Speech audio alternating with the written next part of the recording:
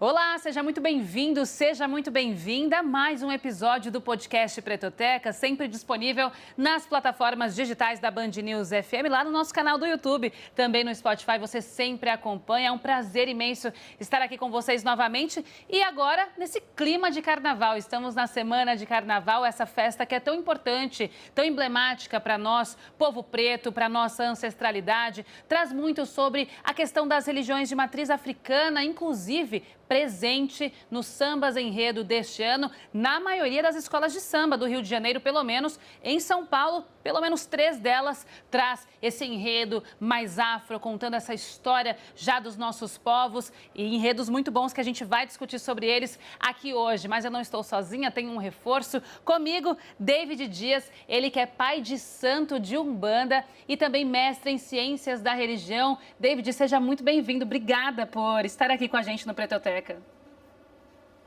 Larissa, muito obrigado pelo convite, estou muito feliz pela oportunidade de participar aqui, falando de um tema tão importante, tão caro para o nosso Brasil, para as matrizes africanas e, claro, para o carnaval. Muito obrigado pelo convite. A gente que agradece, é sempre uma delícia ter um espaço assim para a gente conversar sobre nós, sobre a nossa cultura, né? E já começando sobre isso, David, eu queria já tratar com você sobre a relação entre carnaval e também sobre a africanidade, sobre essas religiões de matriz africana. Qual é a principal relação que eles têm?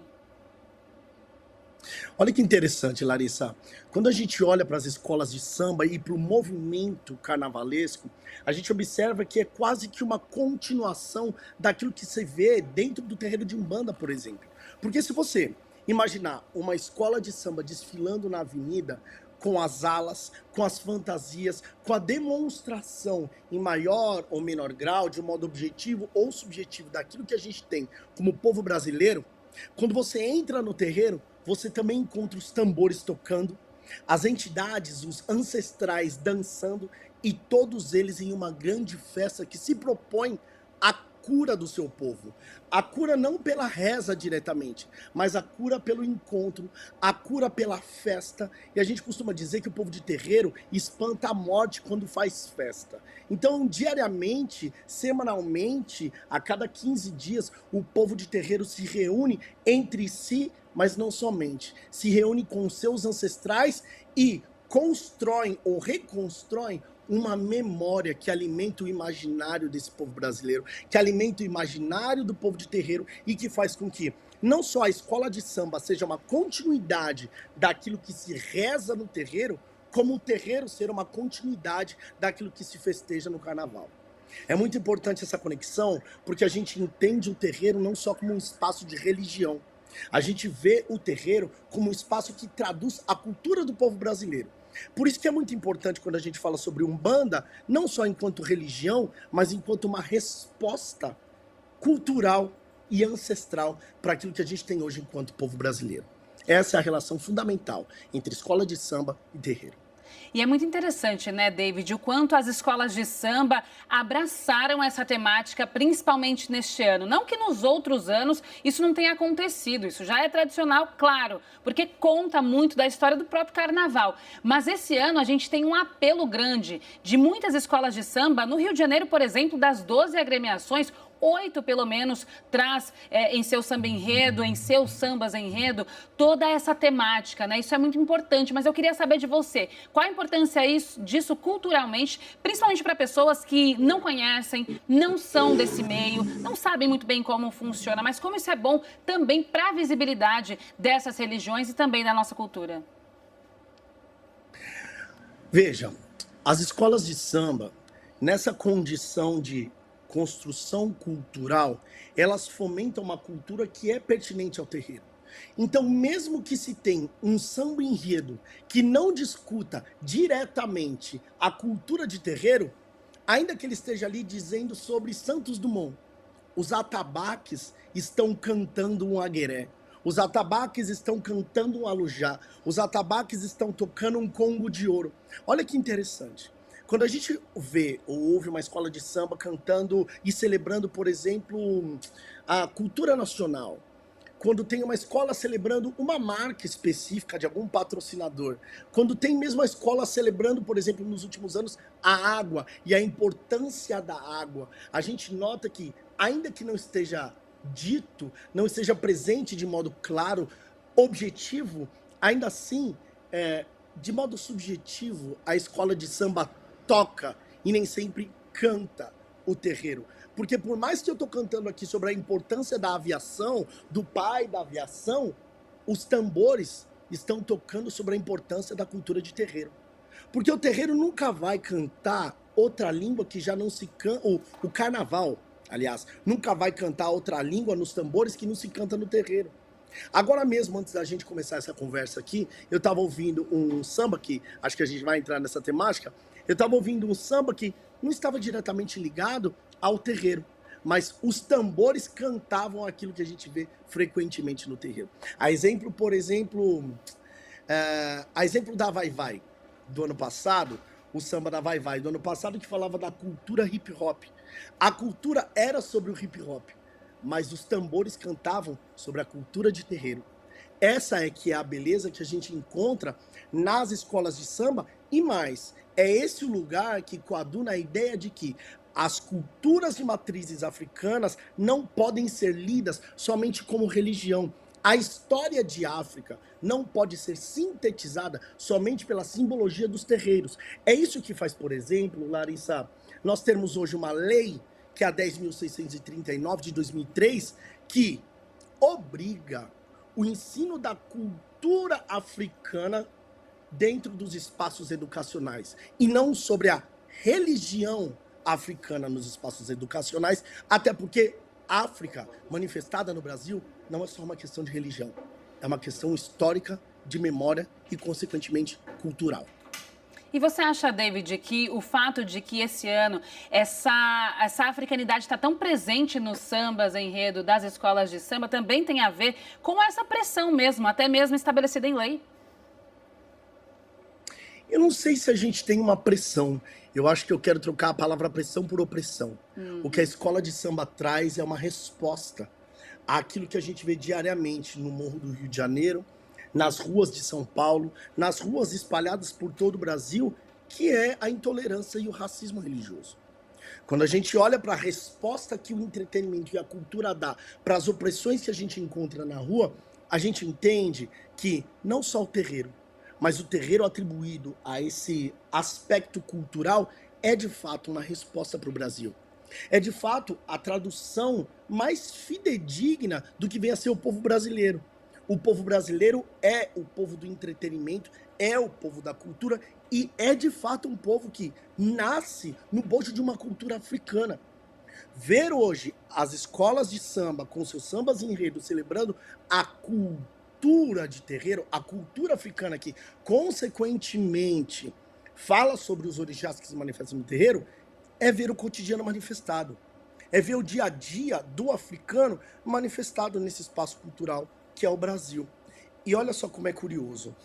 Quando a gente fala de Xangô, Oxóssi, Iemanjá, Ogum, Exu, parece que essas divindades são lidas pela sociedade como divindades religiosas. Mas olha que curioso, quando a gente fala sobre Zeus, quando a gente fala sobre Thor, quando a gente fala sobre Buda, essas divindades não são lidas como religiosas. Quando a gente fala sobre Zeus, ninguém fala sobre religião. Ninguém entende que Zeus tem uma conexão direta com religião.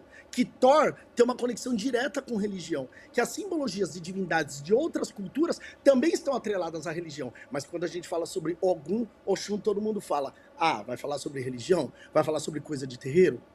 Isso é que é curioso. E é aí que a gente encontra o racismo religioso. É aí que a gente encontra a expressão, como dizia Lélia Gonzalez, do racismo à brasileira, que finge aceitar tudo, só que quando tudo chega a si, ele nega aquilo como seu.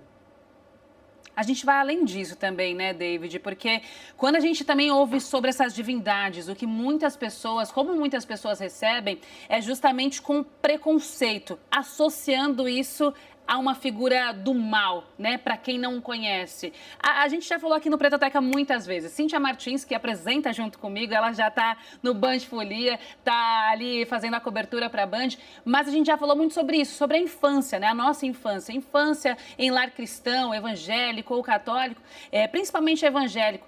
Muitas crianças crescem, pessoas crescem associando essas divindades a algo ruim, a algo do mal, né? Ali o contrário daquela luz, no caso, que é aprendido dentro do cristianismo. E você acha que, David, o fato de que, trazendo para uma festa tão popular e que atinge tantos povos, não só dentro do Brasil, mas também fora deles, e trazer cada vez mais essa cultura e fortalecendo ela dentro do carnaval, isso também ajuda a quebrar alguns estereótipos, né? E voa mais além, né? E os sambas enredos, eles também ajudam isso ou de alguma forma fica muito fechado só para quem segue essa religião ou para quem conhece, para quem é um estudioso de, por exemplo?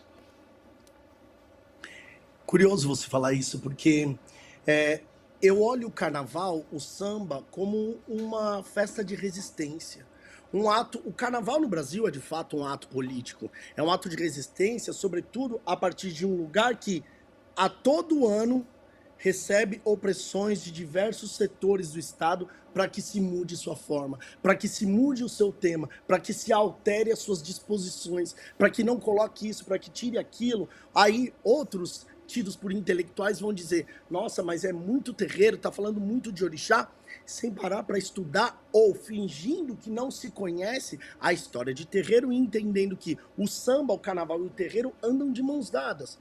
O que eu creio que as escolas de samba, quando trazem a cultura de terreiro para a avenida, fazem uma parte que é importante, mas isso acontece desde que escola de samba é escola de samba. O que a gente tem visto hoje é pessoas que tentam desarticular a cultura negra, a cultura africana, de um movimento que é o carnaval, de um movimento que é popular. Então, por exemplo, a gente vê aqui a prefeitura de determinado lugar que, a partir de agora, há de dizer: olha, evitem colocar temáticas africanas, evitem colocar temáticas LGBTQIAPN+, evitem colocar temáticas da qual muitas pessoas vão chamar de polêmicas, quando as tais temáticas polêmicas versam sobre o povo brasileiro. O que eu acredito é que o lugar para que nós possamos nos emancipar de tais violências, de tamanhas intolerâncias, de tamanho racismo, é a educação. Embora, quando a gente olha para o espaço educacional, nós já temos uma lei que propõe a implementação do aprendizado das culturas negras e africanas, e ainda assim isso não acontece. Então me parece que, ainda que nós tenhamos uma lei que incite as escolas, que diga às escolas da necessidade de se ensinar sobre África, ainda assim parece que nós estamos precisando sentar não nas cadeiras da sala de aula, sentar nas cadeiras da avenida para ver a escola de samba ensinar o nosso povo. É muito bom ouvir isso, David, porque a gente vê exatamente o que você disse acontecendo. Um embranquecimento de uma cultura. Né? Porque falar que não se deve falar, chega de falar de religião de matriz africana, chega de falar de africanidade, chega de falar sobre negritude, sobre a história real dos nossos povos, do povo preto brasileiro no carnaval. Chega? Como assim chega, se essa festa é tradicional desses povos, claro? E eu trago mais, uma polêmica, inclusive, do carnavalesco da Vila Isabel, Paulo Barros, ele que fez críticas aos enredos, disse que a Vila Isabel, inclusive, não vai trazer um enredo esse ano, não trouxe, na verdade, um enredo que traz essa temática africana, que fala sobre as questões afro-brasileiras, que fala sobre as religiões de matriz africana, porque ele disse que chega, gente, pelo amor de Deus, não dá mais. E aí criou um alvoroço todo, porque dentro das 12 agremiações do Rio de Janeiro, 8 delas têm a temática estabelecida, 3 já foram para outros cantos, o que não tem problema também. O grande problema maior é a fala. Eu vou trazer, inclusive, uma aspa dele. Ele disse: não venham querer me entubar uma responsabilidade e uma obrigação de ter que falar de temas africanos. Não gosto. É uma opinião minha, não gosto. É o que disse o carnavalesco da Vila Isabel. Mas como é que não gosta, hein, David? Eu queria jogar essa para você. Como é que não gosta do tema, não gosta de falar de temas africanos, sendo que o próprio carnaval, a própria cultura que está ali exposta, vem dali? É engraçado como a gente vê muita gente que, por exemplo, no caso do carnavalesco, passa 40 anos sendo carnavalesco. Ou seja, durante 40 anos ele ganhou dinheiro em cima da minha cultura. Durante 40 anos ele pode não ter falado um ou outro ano de orixá, mas em todos os anos os tambores tocaram o terreiro. O tambor que toca na escola de samba é o tambor que toca no terreiro. O tambor que ele diz que tá cansado hoje, vai tocar o quê quando ele colocar os Monstros S.A. na avenida? Qual que é o ritmo que ele vai tocar? Porque se for escola de samba, se for carnaval, ele vai precisar tocar o que toca no terreiro. Ele pode não cantar o orixá, mas o povo de terreiro é inteligente e é dotado de uma sapiência que não é objetiva, eurocêntrica, embranquecida. É dotado de uma sabedoria que se pensa com o coração, que se sente com o corpo. Então, ainda que ele não diga nada do que se está dizendo a partir dos tambores, o povo de terreiro sente que aquele tambor, por mais que ele tenta, né, por mais que tentam silenciá-lo, ele vai continuar cantando os orixás. Caso contrário, se ele está tão cansado assim do samba, se ele está tão cansado assim do terreiro, que ele toque tango na avenida. E eu acho que ele não vai ter coragem. Exatamente. É muito complicado, é muito triste, na verdade, ver isso, né? Me lembrei também, inclusive, David, de algumas musas, né? A gente sabe que tem várias musas que, inclusive, pagam para estar lá, para desfilar, né? Para aparecer. E teve uma delas, inclusive, uma mulher loira, branca, ela disse que se recusava a desfilar esse ano na escola que ela desfila, porque não dava para ela cantar aquilo, porque não vai totalmente contra o que ela acredita, as crenças que ela tem. E, enfim, aí você fala assim, né? Mas no momento que você quer aparecer, no momento que você quer se apropriar de uma cultura, tá tudo bem pra você. Agora, chegar, bater no peito e abraçar realmente o que você tá cantando, o que você está vivendo na avenida, não faz, né? Eu acho que nesses dois casos, Larissa, o que a gente tem olhado aqui, e embora feito algumas considerações paralelas, o que nós estamos falando aqui, o tema central do que nós estamos discutindo é racismo. É um fato que as pessoas, sobretudo as pessoas que têm dominância na nossa sociedade, e aí a gente olha para essa prateleira e indica as pessoas brancas, sobretudo os homens brancos, e aí na sequência as mulheres brancas, se sentem no direito de estarem gozando de uma cultura, presentes em um espaço que ele é cultural, definitivamente racializado, com uma identidade realmente marcada, e eles se sentem legitimados em dizer, eu não quero, eu não gosto, eu não vou mais falar sobre isso, mesmo isso tendo uma identidade. Eu não quero dançar isso, mesmo isso tendo uma identidade. Outros vão dizer, na hora de cantar Oxalá, eu vou cantar o nome de um outro santo, de uma outra divindade. Ao invés de eu falar Iemanjá, eu vou dizer Yeshua, sei lá, alguma coisa que rime. Eles vão se sentir legitimados. E eles não vão parar para pensar assim, poxa, eu tô ganhando dinheiro já com outra cultura. Eu já sou destaque de uma cultura que não é minha. E eu ainda quero opinar sobre ela, eu ainda quero botar o meu pitaco. Esse é o maior aspecto que define a síndrome da dominação. A síndrome da dominação, o interesse por dominar, sobretudo, aquilo que você sente fetiche, que é um termo importante que os acadêmicos pensam, que os antropólogos, os sociólogos pensam quando se discute cultura negra, apropriação e, consequentemente, embranquecimento. E você perpetua, né, de alguma forma. De alguma forma não, de forma completa, na verdade, o preconceito com as outras pessoas que às vezes não conhece, porque são pessoas grandes. Essa pessoa a qual você trouxe, a gente fala aqui tranquilamente, Cláudia Leite, ela que tem um alcance muito grande, mas ao mesmo tempo não sente ou deixa de lado o peso da responsabilidade daquilo que ela fala e do quanto isso atinge culturas, atinge pessoas que, inclusive, já vêm sendo marginalizadas em muitos aspectos e em muitos momentos. Mas quando chega no carnaval, quer lucrar, quer estar ali, mas não quer estar por completo, né, David? É isso, Lari. Quem é que tem que ter responsabilidade no que se fala é a gente. é gente preta, é o povo negro que, para falar alguma coisa sobre determinado assunto, precisa ser 2 vezes melhor, precisa ser 10 vezes melhor, precisa ser especialista. A gente não consegue chamar alguém, nem mesmo entre a gente, para falar sobre as nossas coisas, que não tenha o mínimo embasamento de determinado assunto. Já outras pessoas que viveram dentro dessa cultura, que viveram e absorveram os valores dessa cultura, não precisam ser nada, bastam ter sua opinião, que elas já são levadas em conta. Vai eu chegar aqui num programa de tamanha expressão, tal qual esse que a gente está agora, sem nenhum conhecimento. Vai eu dar a minha opinião sobre uma cultura que é genuinamente branca, para você ver se o cancelamento não vem, e de fato cancela.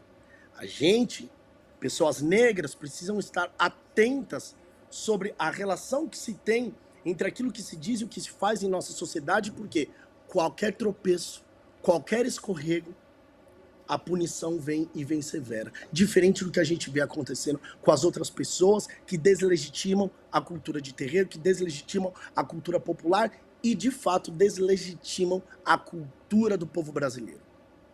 Exatamente. Ô, David, pegando uma outra frase também do Paulo Barros, ele disse que, não vou trazer enredo de africanidade, porque a gente coloca lá na letra, ninguém entende nada. E aí, eu vou pegar esse gancho do que ele disse, e a gente vai para o enredo agora da Gaviões da Fiel esse ano, que é a primeira vez na história da agremiação que vai trazer um enredo voltado com a temática afro.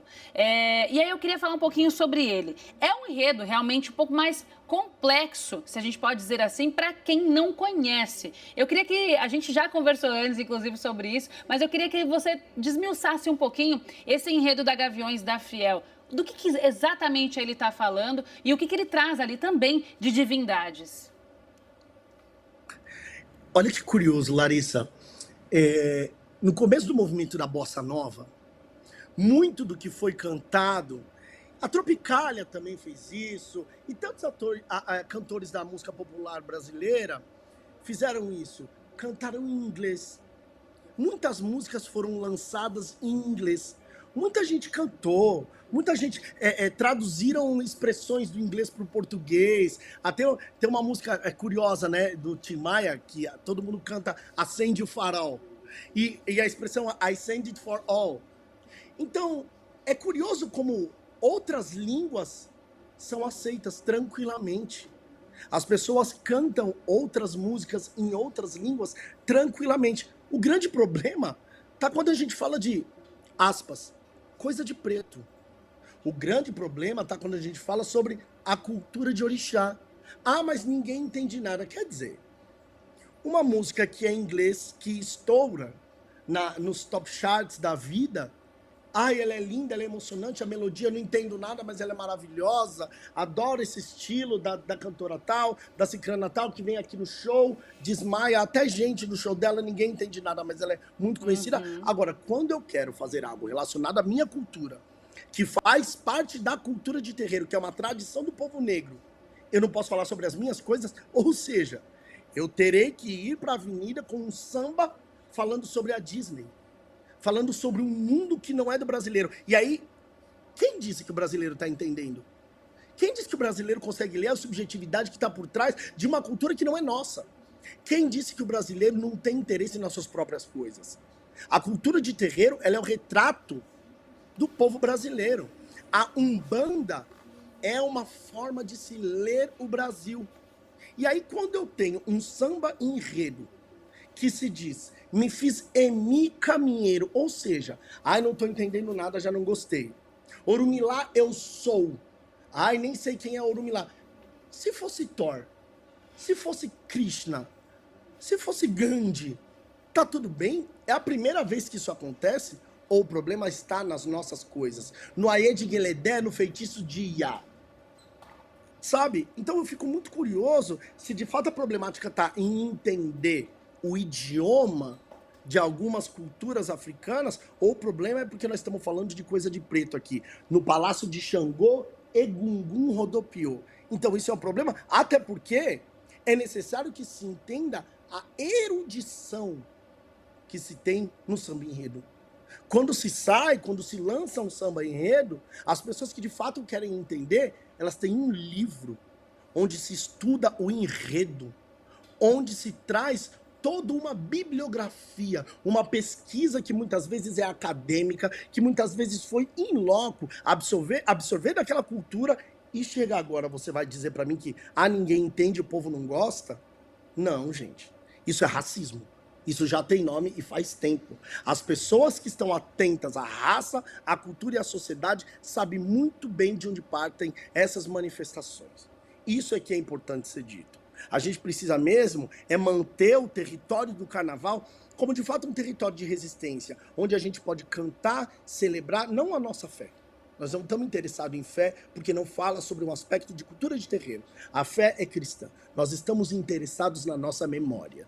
Nós estamos interessados na manutenção da existência do nosso povo. E é a partir das palavras, é a partir dos ditados, é a partir dos itãs, é a partir da cultura e da história que foi deixada por Ogum e por Preto Velho, por Oxum e por Pombagira, por Oxóssi e pelos caboclos, que a gente vai continuar colocando o nosso sobrenome na cultura desse país.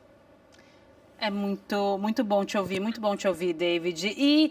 E também eu acho que, mesmo que a pessoa não esteja necessariamente entendendo tudo que está sendo dito, há esse momento de reflexão sobre reflexão social mesmo. Você conseguir sair da sua bolha para entender o outro, para buscar entender o outro. Não é isso? É importante, ainda mais quando a gente fala sobre um lugar em que produz cultura, sabe? Em que produz cultura. Sair da nossa bolha para entender o outro é sair do nosso status quo e entender que o mundo não é feito somente de um tipo de raça, de uma neutralidade racial que muitas vezes as pessoas pensam. Sair do seu mundo sobre... E aí é curioso porque, Larissa, não é só sair da sua bolha, mas é entender que, por exemplo, no caso, vou voltar aqui do carnavalesco, ele já saiu da bolha dele. Ele já está dentro de uma escola de samba. Ele já está em uma cultura, ele já faz parte de uma cultura que não é nativa dele.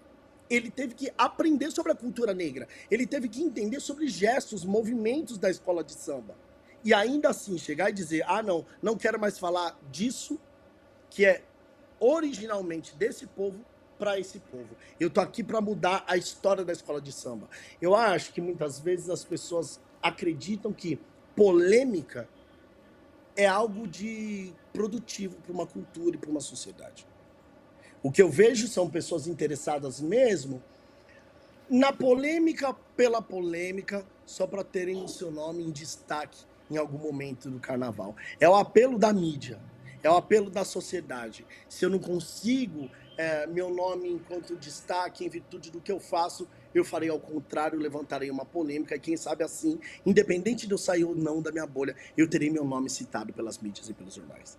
Acho que é importante olhar para isso enquanto um lugar de resistência. E lembrar para o povo do carnaval, lembrar para o carnavalesco, lembrar as escolas de samba, que não haveria escola de samba se não fosse o povo. Que carnavalesco não faz carnaval. Que carnavalesco não faz samba. Que carnavalesco não conta a história nem do samba, nem do carnaval, muito menos do terreiro. Quem conta a história do carnaval, do samba e do terreiro é o povo. Perfeito, David. David, trazendo agora para uma questão mais ampla, mais geral. O Brasil é um país de maioria cristã, né? A maioria das pessoas que vivem hoje no Brasil, os brasileiros, são cristãos. E você, como pai de santo, de Umbanda, como é que você enxerga esse movimento e também como é que você enxerga essa evolução do como as pessoas agem, né? Como as pessoas recebem, como as pessoas estão em relação a preconceitos com essas religiões de matriz africana? Há uma crescente nos últimos tempos que marca um avanço de 80% a mais das denúncias de racismo religioso do que do ano passado. Há um olhar que se tem para com o avanço do racismo religioso, das estruturas que rompem com o respeito entre as religiões. E há aqui, importante que se diga isso, uma relação que se faz agora entre muitos daqueles que são fanaticamente religiosos com o narcotráfico. Então, você vai olhar o cristão que, ao mesmo tempo, tem uma afinidade com o crime, que compactua diretamente com o crime, e aí você vê movimentos surgindo de nomes traficantes de Cristo. Aqueles que retiram os terreiros do Morro Carioca, dizendo, aqui é um lugar de Jesus, vocês não devem estar aqui.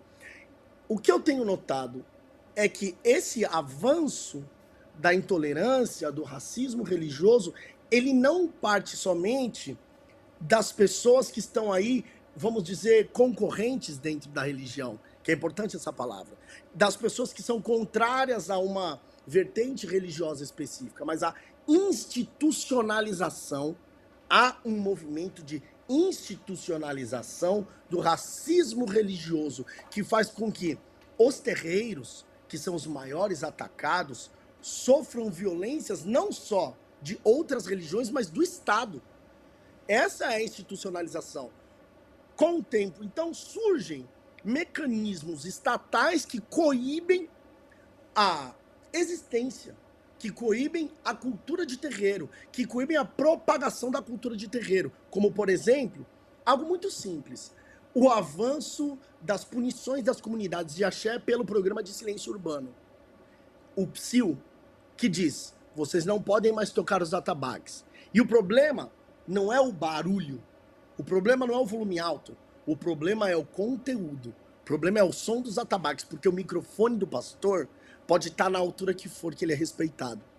A música da igreja, church, quem quer que seja, pode tocar bem alto, porque isso não incomoda. O problema é a gargalhada da pombagira. O problema é o atabaque que toca para Exu dançar.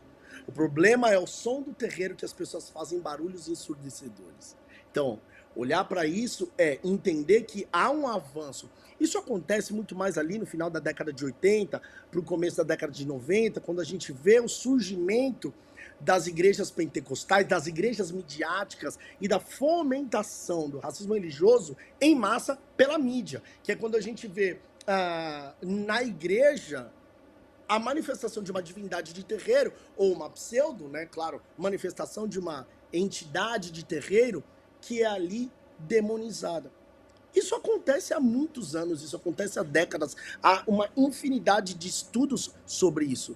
Então, é oportuno com que nós observemos a instituição, o Estado e a forma como tem agido diante das religiões de matrizes africanas, que muitas vezes, ao invés de protegê-las, enquanto também instituições religiosas, cria mecanismos para que elas não tenham condições de existir no espaço urbano, diante de uma avenida importante, num contexto em que outras religiões, outros espaços religiosos também coabitam.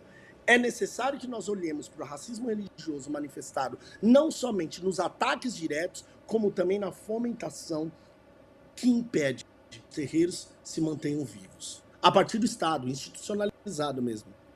Perfeito. Já continuando nesse gancho do que deve ser feito, né? Quais são as perspectivas, então, suas? Queria saber a sua opinião futuramente. Você acha que a gente está caminhando, mesmo que a passos curtos, para chegar num momento mais ideal em relação a esse tipo de preconceito, a esse racismo que a gente vê que é muito grande, principalmente em relação a essas religiões?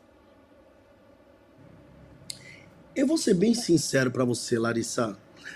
Se eu depender dos números, se eu depender das pesquisas, se o povo do terreiro depender do combate do racismo religioso, a gente cai num mar de desesperança mesmo. Nós já temos leis, nós já temos programas, nós já temos movimentos. Há uma série de fatores que propõem a equidade entre terreiro, religião, entre as culturas no Brasil. Mas é como se a gente esperasse que o racismo acabasse, sabe? E aí eu viro essa página e caio no terreiro.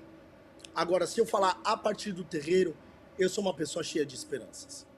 Quando eu vejo uma criança brincando no terreiro e abraçando o seu tranca-ruas, e brincando com a capa do seu tranca-ruas, ali eu tenho esperanças. Ali eu sei que essa criança na escola vai dizer sobre a beleza que é o seu tranca-ruas, sobre como é importante ter o tranca-ruas no corpo das pessoas, sobre como ninguém tem habilidade, poder, nem deveria cogitar a ideia de tirar o tranca-ruas do corpo das pessoas. Quando o seu Zé Pilintra está no terreiro e as pessoas começam a dançar com o seu Zé Pilintra e as crianças começam a brincar com a bengala do seu Zé Pilintra e o trabalhador de escala 6x1, nem que seja durante aquele momento que ele está no terreiro, ele esquece do martírio que é ter que trabalhar em cima de uma moto 16 horas por dia. Aí dá para ter esperança no Brasil, aí dá para ter esperança no terreiro. Então, no final das contas, eu acredito que a Umbanda é o que há de melhor resposta para o nosso Brasil. Se há como a gente ter esperança nessa nossa nação, nesse nosso povo, e pensar um povo convivendo junto de modo igualitário, a gente tem que olhar a Umbanda como resposta para as violências do Brasil. David, queria te agradecer muito pela sua presença aqui no Pretoteca. Conversamos com David Dias, pai de santo de Umbanda, também mestre em ciências da religião. David, muito obrigada mesmo pela sua presença. Eu que agradeço. Saravá. Obrigada. Agradeço também a sua presença, você que nos acompanhou até aqui no Pretoteca. Muito obrigada. A gente volta na semana que vem, sexta-feira, sempre às 7h30 da noite, trazendo mais um episódio de Pretoteca. Não vou dar spoiler não, hein? Mas estarei aqui junto com a Cíntia Martins, trazendo mais um conteúdo de muita qualidade para você. Agradeço muito a produção do programa, também a edição de Maria Cecília Dalal. Um beijo para todo mundo e, ó, fica aquele convite. Vai lá no nosso YouTube e você consegue rever todos os episódios anteriores, também no Spotify. Te agradeço muito. Ótimo carnaval, juízo. Que seja um feriado prolongado muito gostoso para você que está aproveitando, para quem está trabalhando também. Que seja um ótimo fim de semana e feriado de plantão. Um beijo e até o próximo episódio.